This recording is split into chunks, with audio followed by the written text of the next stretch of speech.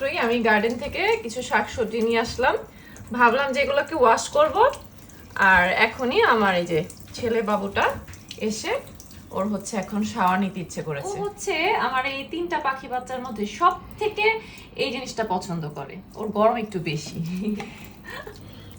আর আমার এই জিনিসটা এত ভালো লাগে, এত ভালো লাগে, সে এত এনজয় করে এটা। সে হচ্ছে আমার টি শার্ট দিয়ে তার শরীরটা মোছামুছি করবে। ও মা আবার আসবে? হয় নাই, শেষ হয় নাই মা, শেষ হয় নাই।